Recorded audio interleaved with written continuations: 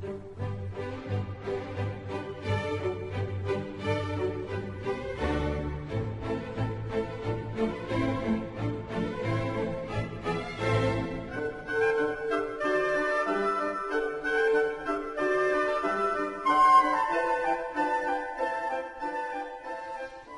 is Clive Looker with another edition of Arts Hour, brought to you by Channel Radio in conjunction with the Village Directory, your local read for your local need. This week is Truda Thurai week. Regular listeners will know Truda is a local writer to the area, from whence this masterpiece is broadcast every week, namely Romneymarsh in Kent.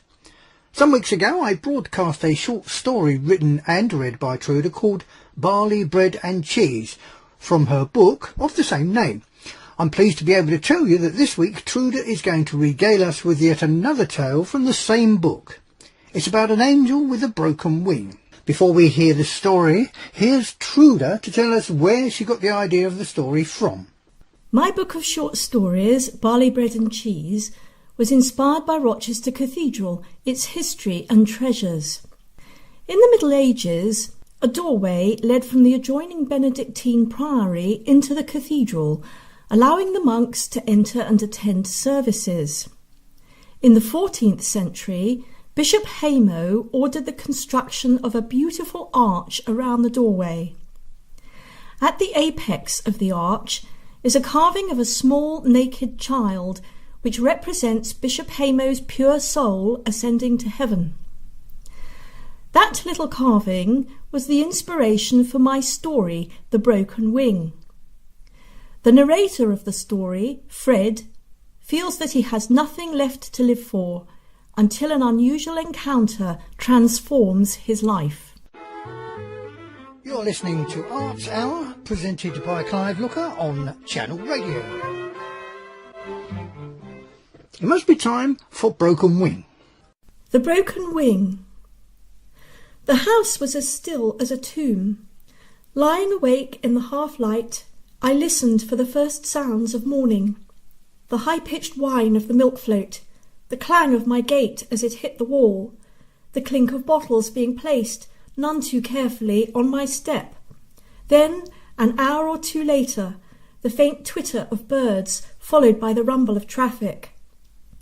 Every morning I listened, hoping for a sign, a token of change, but it never came. Each day was like the last. I would reach my hand across the bed and feel only the cold silence of the sheets. The space that had once shaped itself around the contours of a body had collapsed, flat, cold, empty.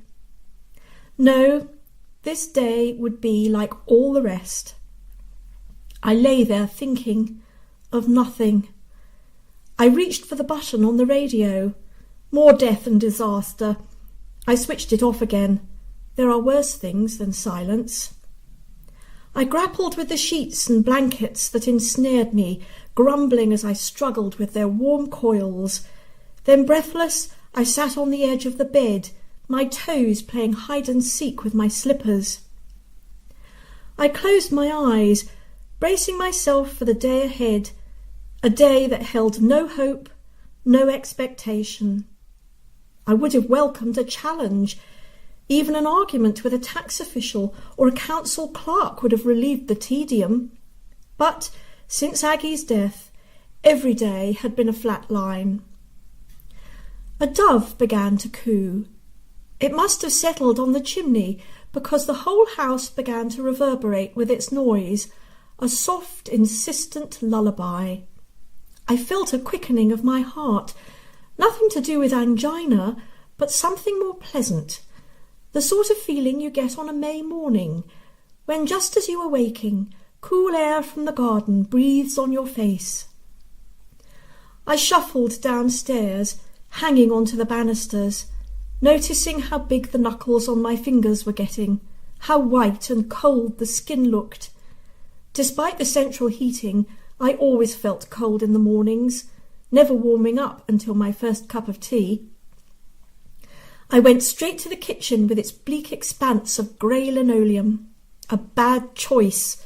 Mine. Aggie had wanted cream, but I had objected, arguing that it was impractical. As usual, she had deferred. "Oh, well, Fred, you know best." I didn't, but I only realised after she had gone. Aggie had been the one with all the answers. I should have listened. I filled the kettle and flicked the switch. It activated a bright light, like a gas flame. Old gas, the sort that used to kill you. But not even suicide was easy any longer. After Aggie's death, I had calculated how many shops I would have to visit to buy enough aspirin to do the job properly. Too many. I hadn't the energy.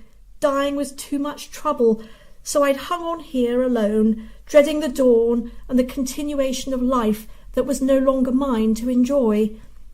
The worst thing about loss is not grief, it's the lack of joy, the endless numbness.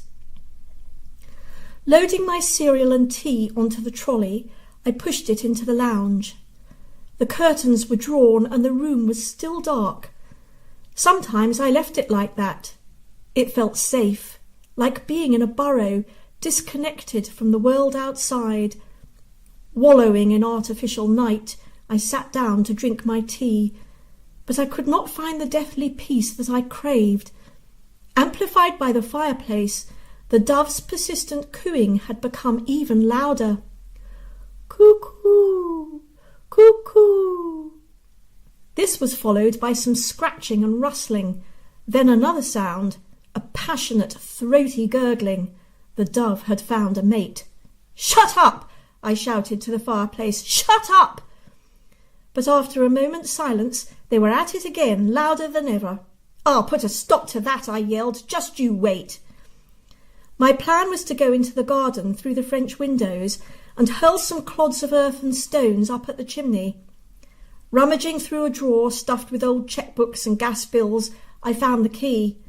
I hadn't opened those doors for ages, not since Aggie died.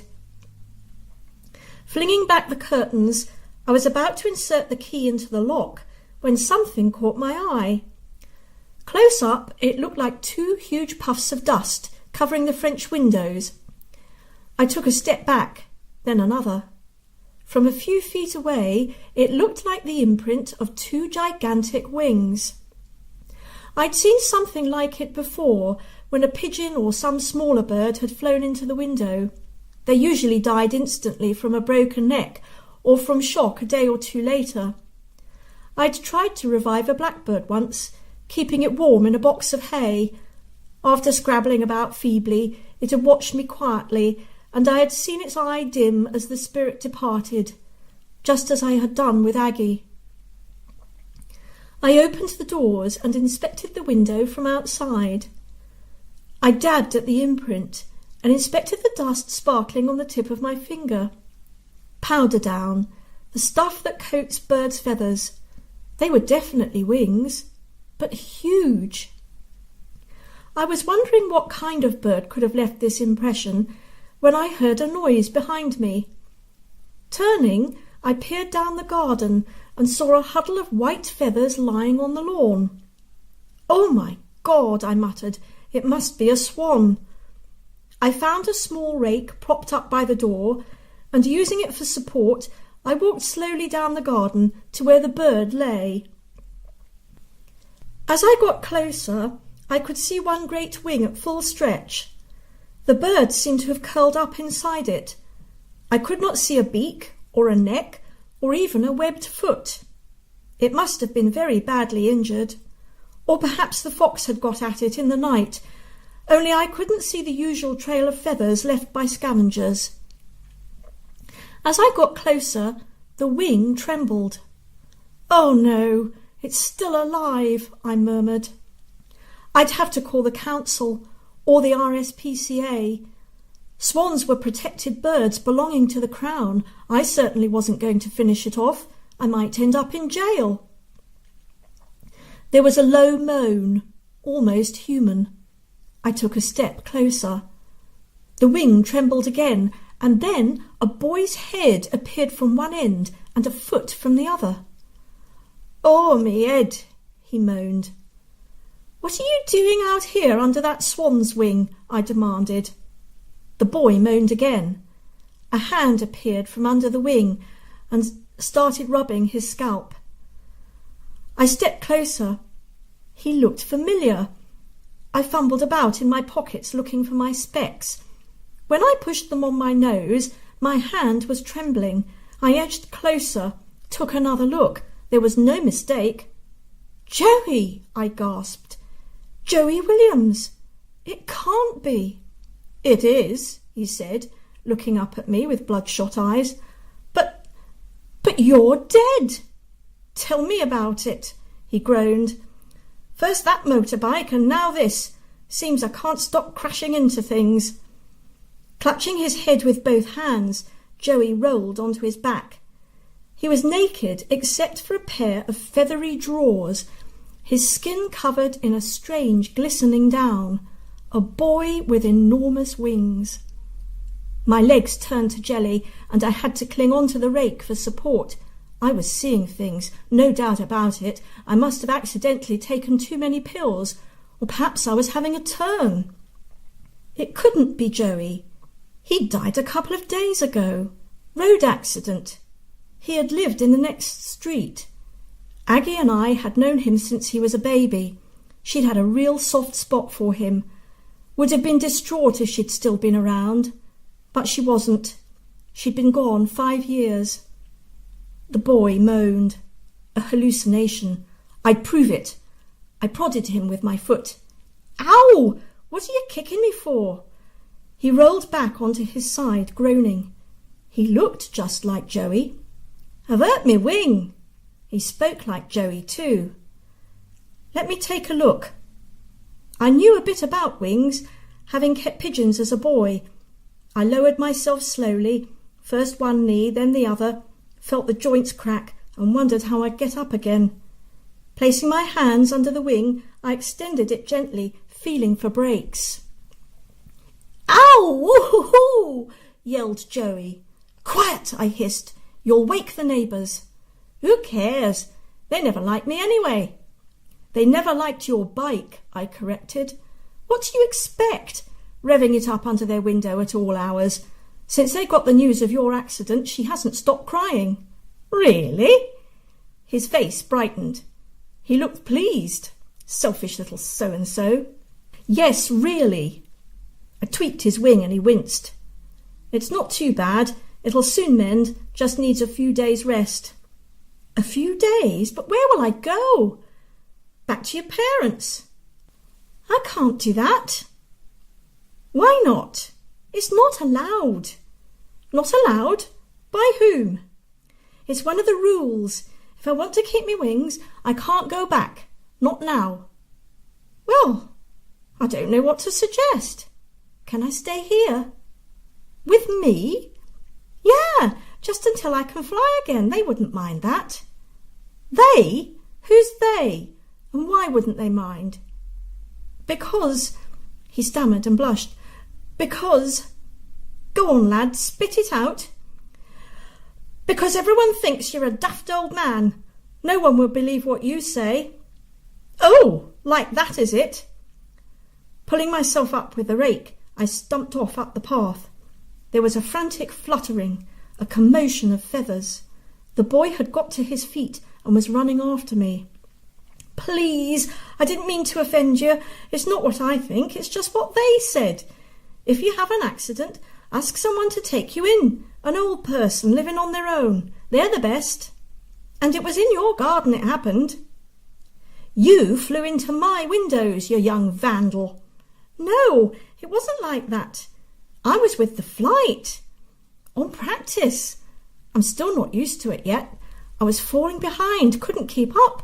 They're that fast, you see, but they said if ever I got lost to fly towards the sun. So I did, but I didn't realise it was the sun's reflection in your windows. I hit him with a right wallop. I should say, crack one of 'em right across. It'll cost me a fortune to replace. I'm sorry, really." A dog growled menacingly. Next door's Staffordshire. I could hear it snuffling under the fence. Then I heard voices. "What's up, Tobin? Can you smell a rabbit?" The dog began to bay, scratching frantically at the fence. "Please," begged Joey, "hide me just for a while." I sighed, but I knew what Aggie would have done. "All right, in you come." Even with both French windows open, Joey had to squeeze himself into the small front room. When I offered him an armchair, he refused. "I can't, it's me wings, they won't fit. I'll just perch here if you don't mind." And he sat on the table. The down on his skin glistened in the sunlight, glowing like a halo. I could see that his teeth were chattering. I felt sorry for him. He was only a kid, and he looked lost. "Tell you what, I'll make us both a cup of tea, and you can tell me what happened." "Thanks." "Fancy a piece of toast?" "No, I can't." "Can't?" "Not able to eat any more. Just water. But tea would be okay. I'd like that." Shaking my head, I shuffled into the kitchen. Nothing surprised me any more. I'd lived through the war and all the bombing. Some strange things happened then. And Aggie, sitting with her day after day, holding her hand, praying for a miracle which never came. Strange how the miracles that do come are never the ones you want. And they're inconvenient. Like this lad. How was I going to keep it quiet? What did I tell his parents? They'd have to be told, of course. I foraged in the china cupboard for the best mugs, the flowery ones that Aggie and I had always used. They were a bit dusty, but responded well to a bit of soap and water. It felt good making tea again in those mugs, like old times.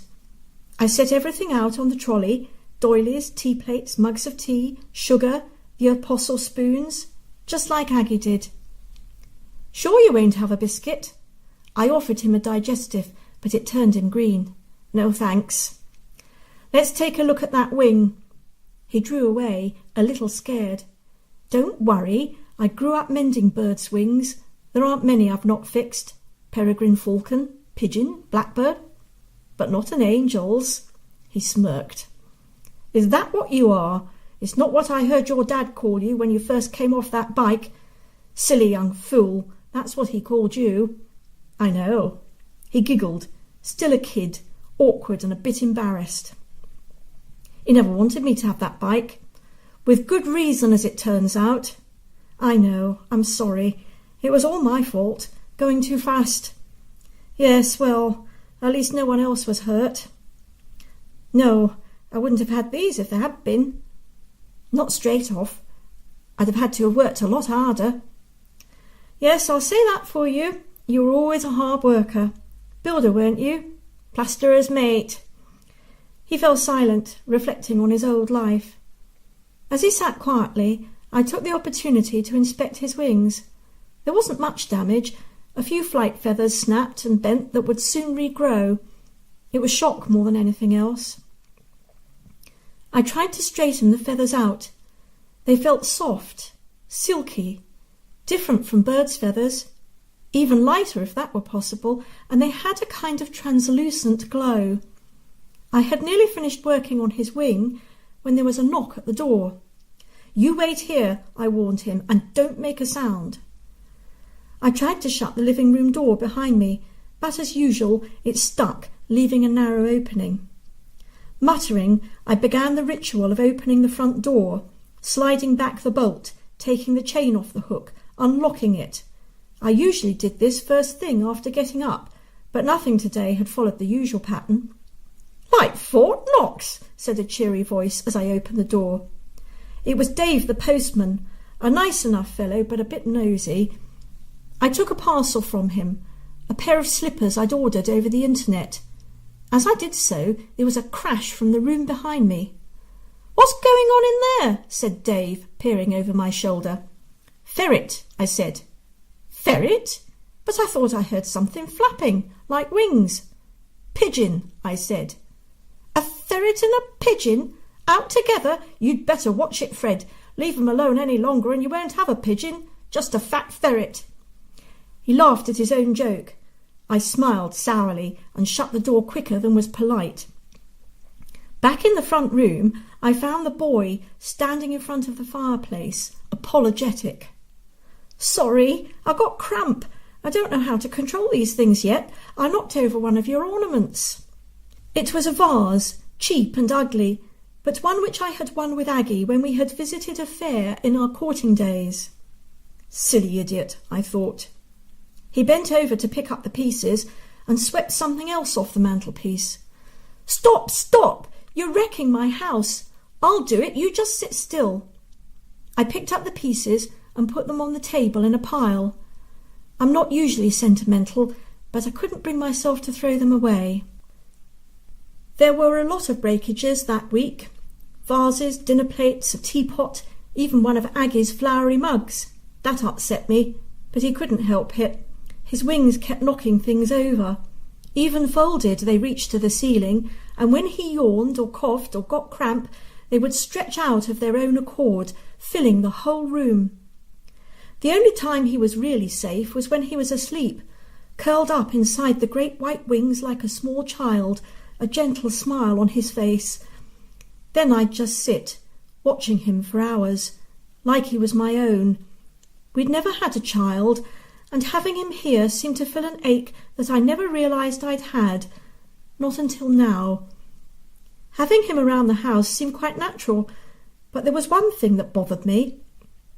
"Why are you wearing kecks, Joey? It doesn't quite fit with my idea of an angel." He blushed. "Well, most of 'em go commando, you know, no pants at all. I mean, you don't have parts up there. There's no gender, no men and women, so it doesn't matter. But I couldn't get used to the idea, so they let me hang on to my Y-fronts for a while, just until I got used to it." "Oh, right." I remembered a time with Aggie when, alone in the sand dunes at Amble Links, we had stripped off all our clothes and laid in the sun. Then, in a secluded hollow screened by seagrass, we had made love to the sound of the sea. It was the closest I had ever been to heaven. "You'll see her again, you know." The boy patted my hand. "How did you know?"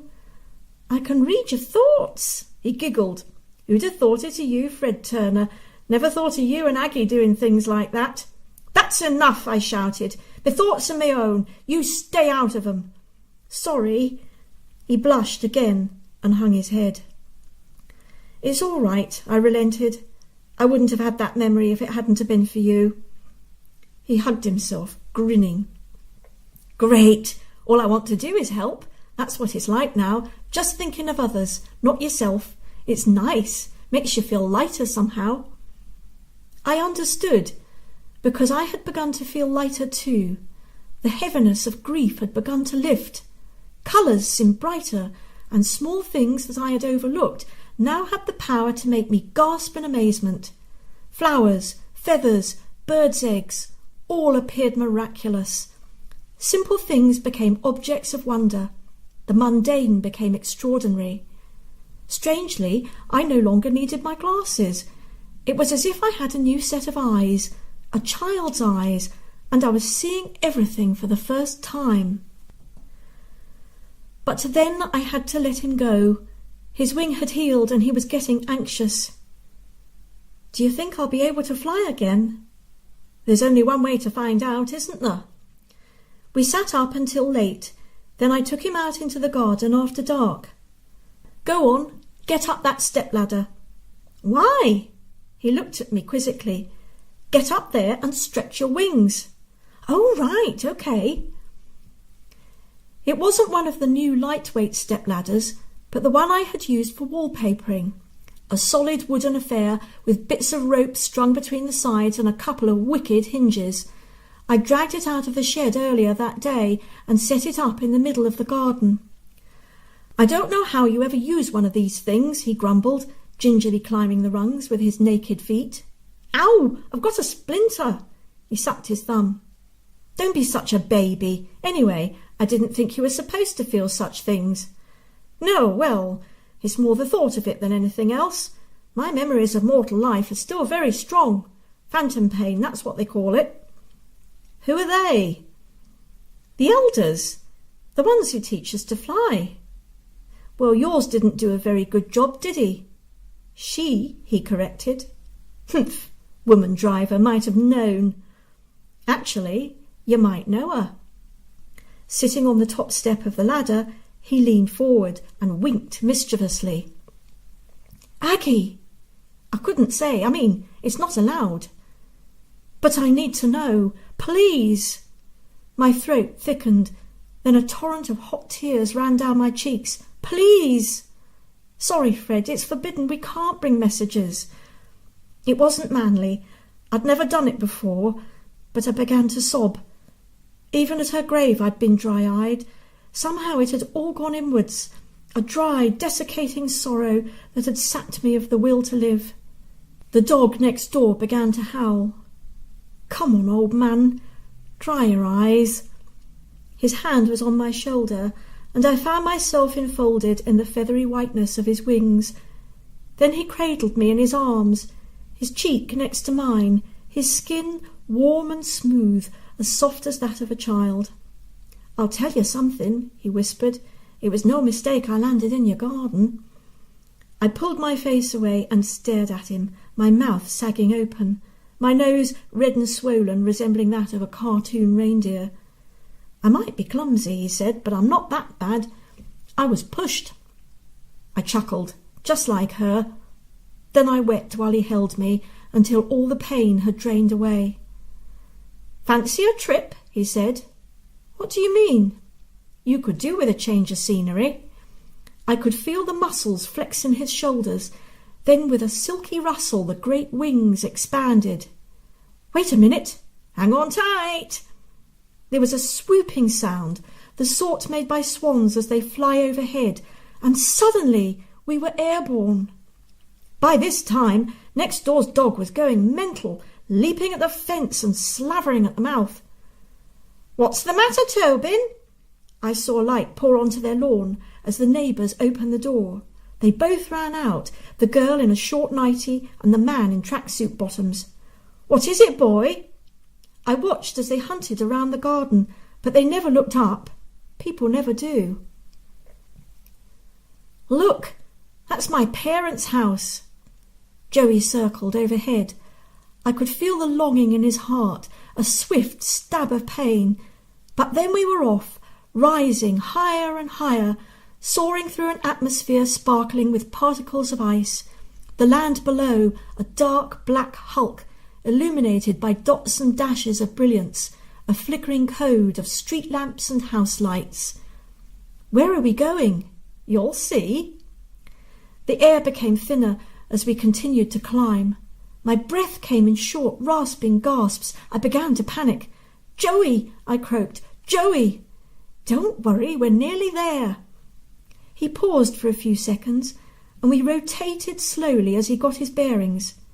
Then, without warning, he dived down. We were plummeting headlong through the sky, and the nebulous mass that had been the earth acquired a sudden and terrifying substance as we hurtled towards it. "Joey, Joey!" I pleaded, but my voice was lost in the whistling slipstream. I closed my eyes. At least, I thought, it will be quick. I was still wondering whether it would be possible to feel excruciating pain for a nanosecond before death, when he suddenly pulled up short, and I felt myself being gently lowered onto what felt like a cold metal bench. "You can open your eyes now." Opening my eyelids a crack, I squinted out. The first thing I saw was my feet, then the ground, some 50 feet below. "Oh!" I groaned, hiding my head in my hands. "What's the matter?" "I can't stand heights." He roared with laughter. "You're funny, you are. You've just been flying hundreds of feet above ground, no visible means of support, and now, sitting on a nice firm bit of steel a few feet up, you're scared." "I didn't have time to think before," I mumbled. "Anyway, where are we?" "Where'd you think?" I squinted, trying to make out shapes in the darkness. I couldn't see much, but I could tell that the structure on which we sat was raised on a knoll. In the distance I could see a line of traffic. Beneath my hand the metal felt rusty, and when I turned my head to one side I could see a large black shape like a human head. "It's not... it can't be," I stammered. "The Angel of the North?" "Yep, that's right." Joey swung his legs over the edge, looking pleased with himself. It's a good place to think. I've been here a couple of times already. Oh! I swallowed hard. The sight of my feet dangling below made me feel queasy. "Look up," ordered Joey. I did, and instantly forgot my fear. Above me was a flickering gauze of green light, luminescent and ethereal, a beauty that defied description, beyond the reckoning of art or poetry. "That's the Northern Lights," said Joey proudly. "Aurora Borealis," I murmured. "Eh?" said Joey, looking puzzled. "Never mind." We sat there until dawn. I must have slept, because when I awoke, I was cradled in Joey's wings. He was humming to himself, hands resting on the angel's metal wing, feet swinging over the edge. Curled up in that downy hollow, it felt warm and safe. I had forgotten what it was like to be without fear, to sleep without nightmares, or wake without the expectation of disaster. Rubbing my eyes, I raised my head over the curve of his wing and saw the sky streaked with pink and the pale dome of the sun rising in the east. I inspected my senses with newborn curiosity. Instead of sheltering from the cold, and it was gusty up there, I welcomed the wind on my face. I revelled in colour and feasted on sound, unleashing my croaky old man's voice in something resembling song. Joey laughed and sang along, rocking me from side to side. Then, after a few minutes, he slipped his hands under my arms, linking his fingers over my chest. "Time to be off," he said. "Next treat." "Where?" I demanded excitedly. "A breath of fresh air." We headed east towards the rising sun. The sky, an unblemished china blue, hinted at infinity. It was that magical time between the mystery of night and the obscurity of day when you can think and see with perfect clarity. The air freshened. I could see sunlight glittering on water. The sea! We took a sharp turn and headed north, swooping over beaches where a retreating tide had left ripples in the sand, and a line of storm-wrecked weed marked the water's reach. Diving low, we skimmed headlands and promontories, caught a fleeting reflection in rock pools, and circled the island where terns and puffins kept company with the whitewashed lighthouse. Then, turning into the mainland, we dropped gently down to the beach. Joey winked at me mischievously. "Remember this?" Gently he turned me round till I was facing a bank of dunes. "Amble Links," I murmured. "It's where I used to come with Aggie." He chuckled and put his arm around my shoulders.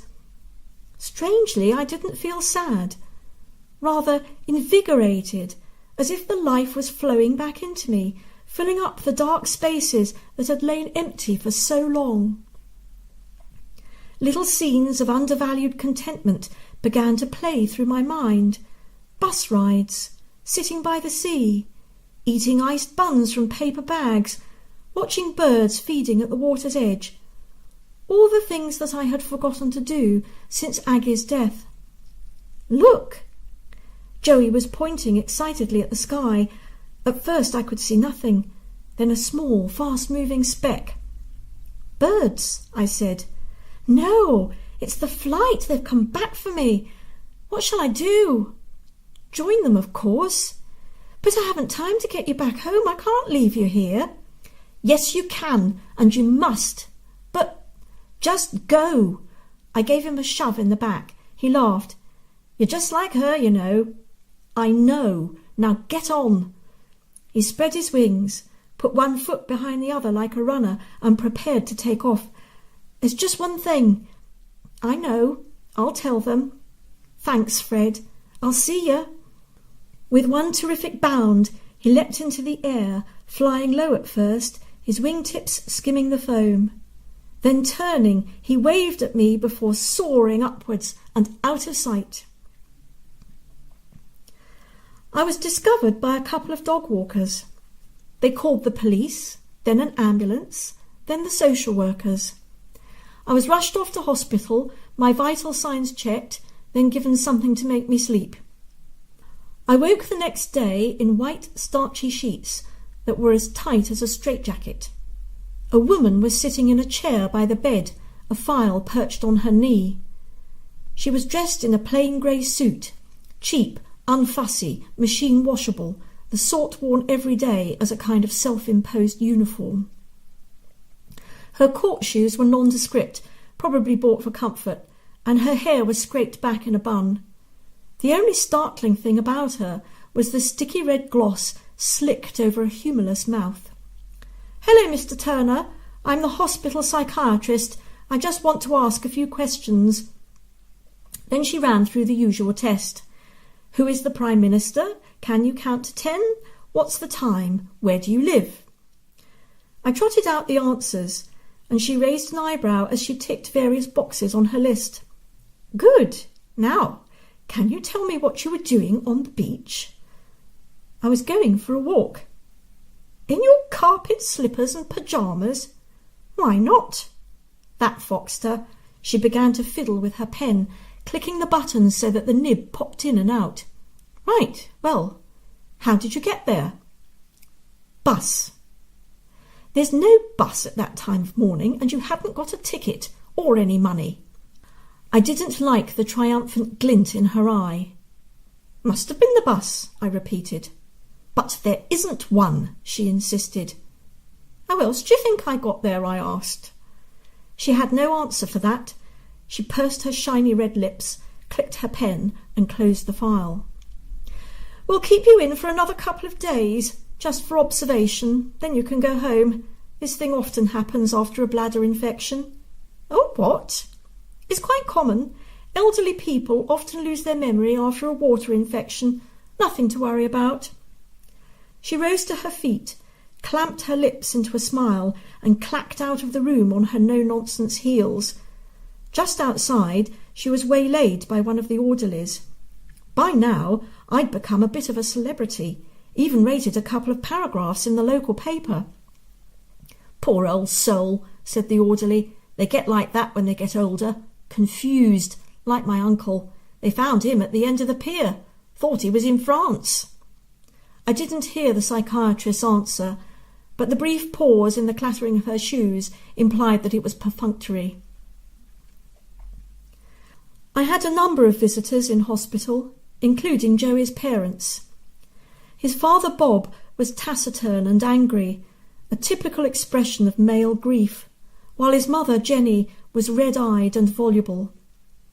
While Bob stood looking out of the window, she sat beside me, talking incessantly of nothing, as if by filling the silence she hoped to drive out the darker thoughts behind it.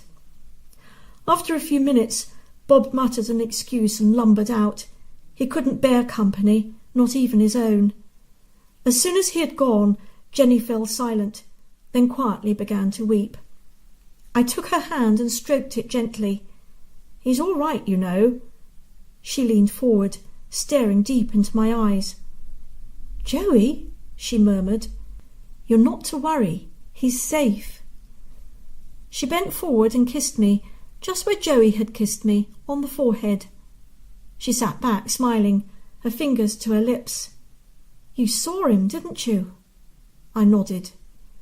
I knew about the accident long before they told me. I felt him standing beside me just for a couple of seconds, but I made a mistake. I told Bob. He said I was mad. "You're not." I patted her hand. She kissed me again and was gone. When I got home, there were obligatory visits from the GP, social workers and health visitors. They all tried to persuade me to have carers visit me in my home. I resisted with vigour, but in the end, just to appease them, I agreed to a twice-weekly visit from Brenda, a chubby girl with a work-shy boyfriend and aspirations she could never fulfil. On the first day, our conversation consisted of formalities. On the second, she told me her life story. On the third, she attempted to organise me. "What's this?"